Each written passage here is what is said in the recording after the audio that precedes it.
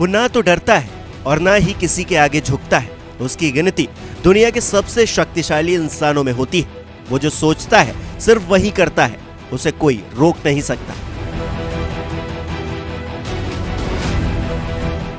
जी हाँ, कुछ ऐसी ही शख्सियत है व्लादिमीर पुतिन की। 7 अक्टूबर 1952 को लेनिनग्राद में पैदा हुए पुतिन 70 साल के हो चले हैं, लेकिन उनकी पर्सनैलिटी आज भी किसी जवान की तरह है। पुतिन 2012 से लगातार राष्ट्रपति हैं और रूस में उन्हें कोई चुनौती देने वाला नहीं। सिर्फ रूस ही नहीं बल्कि पूरी दुनिया ही पुतिन की ताकत को महसूस करती है।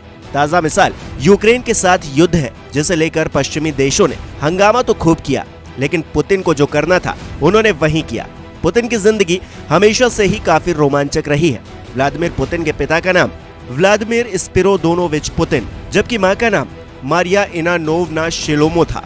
फिल्मी जिंदगी जीने वाले पुतिन जूडो में भी एक्सपर्ट हैं। उन्होंने 18 साल की उम्र में ही जूडो में ब्लैक बेल्ट हासिल कर लिया था। खास बात यह है कि पुतिन को सैम्बो नाम की रूसी मार्शल आर्ट भी आती है। व्लादिमीर पुतिन के बारे में कहा जाता है कि उनकी ज्यादातर जिंदगी सीक्रेट रही है। ऐसा सीक्रेट जो सिर्फ उनके करीबी जानते हैं या फिर पुतिन खुद ही। हालांकि कुछ जानकारियां साफ हैं। पुतिन ने 1983 में ल्यूडमिला से शादी की थी, जिसके बाद 2014 में उनका तलाक हो गया। पुतिन की 2 बेटियां मारिया और येकाटेरिना हैं, जो 1985 और 1986 में पैदा हुई थी। हाल फिलहाल में पुतिन की गर्लफ्रेंड को लेकर भी खूब चर्चाएं हुई हैं और पुतिन का नाम जिम्नास्ट अलीना कबेवा के साथ जमकर जोड़ा गया।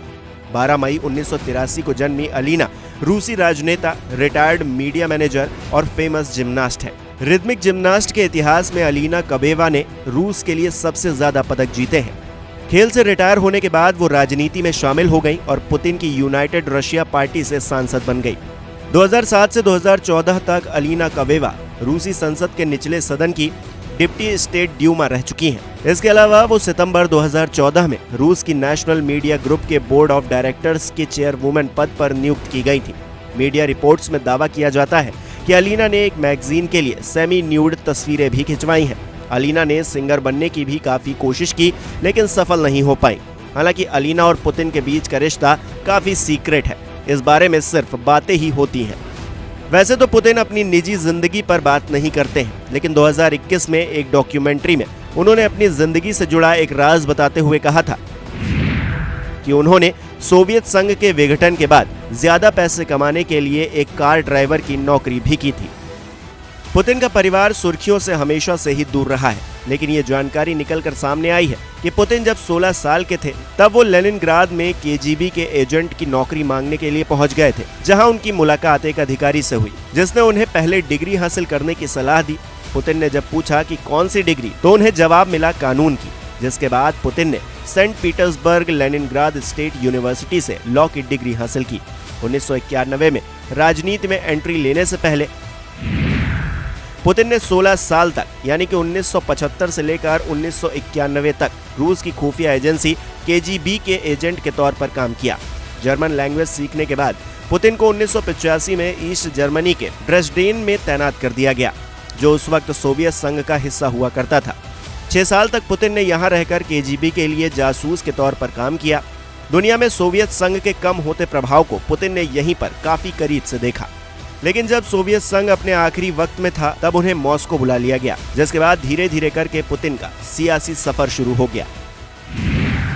जून 1991 में पुतिन सेंट पीटर्सबर्ग के डिप्टी मेयर चुन लिए गए। इसी साल यानी कि अगस्त 1991 में वो ऑफिशियली केजीबी से अलग हो गए। 1996 में जब सोबचाक मेयर का चुनाव हार गए तो पुतिन ने मॉस्को का रुख किया। यहाँ वो क्रेमलिन में राष्ट्रपति की संपत्तियों की देखभाल करने वाले विभाग में काम करने लगे, जिसके बाद जुलाई 1998 में सोवियत केजीबी की जगह लेने वाली रूसी एजेंसी एफएसबी यानी कि फेडरल सिक्योरिटी सर्विसेज के प्रमुख बन गए। जासूसी के बाद राजनीति में अपना हाथ आजमा रहे पुतिन को एक के बाद एक सफलताएं मिलती चली गईं। किस्मत और मेहनत ने ऐसा खेल खेला कि उस वक्त के राष्ट्रपति रहे बोरिस येल्त्सिन ने पुतिन को अगस्त 1999 में डिप्टी पीएम बना दिया। 1999 में ही व्लादिमीर पुतिन रूस के प्राइम मिनिस्टर भी बने। बोरिस येल्त्सिन ने 31 दिसंबर 1999 को इस्तीफा दिया, तब पुतिन ने उनकी जगह ले ली। पुतिन को स्वाभाविक उत्तराधिकारी के तौर पर कार्यवाहक राष्ट्रपति की गद्दी मिल गई, जिसके बाद साल 2000 में पुतिन पहली बार रूस के राष्ट्रपति की गद्दी पर बैठे। फिर 2004 में व्लादिमीर पुतिन दोबारा रूस के राष्ट्रपति चुने गए। 2008 में पुतिन ने अपना राष्ट्रपति पद छोड़ दिया और प्रधानमंत्री बन गए। 2008 में राष्ट्रपति बने दिमित्री मेदवेदेव ने रूस के संविधान में बदलाव कर दिया और राष्ट्रपति पद का कार्यकाल 4 से बढ़ाकर 6 साल कर दिया। 2008 से 2012 तक पीएम रहने के बाद पुतिन 2012 में फिर राष्ट्रपति बन गए, जिसके बाद 2018 में चौथी बार पुतिन ने रूस के राष्ट्रपति के तौर पर जिम्मेदारी संभाली है। अब यह हैरान करने वाली बात है कि सेंट पीटर्सबर्ग में मामूली राजनीतिक हैसियत रखने वाला एक केजीबी एजेंट सिर्फ 2.5 साल में क्रेमलिन पहुंचकर देश के सबसे शक्तिशाली लोगों में कैसे शामिल हो गया। फिलहाल पुतिन दुनिया के सबसे शक्तिशाली इंसान बनकर हम सभी के सामने है।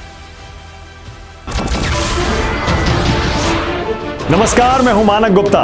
अगर आपको हमारा ये वीडियो पसंद आया हो तो इसे लाइक और शेयर जरूर करें और हाँ, हमें सब्सक्राइब और फॉलो करना ना भूलें ताकि आप देश और दुनिया की कोई खबर मिस ना करें। तो जुड़े रहिए हमारे साथ और देखते रहिए न्यूज़ 24।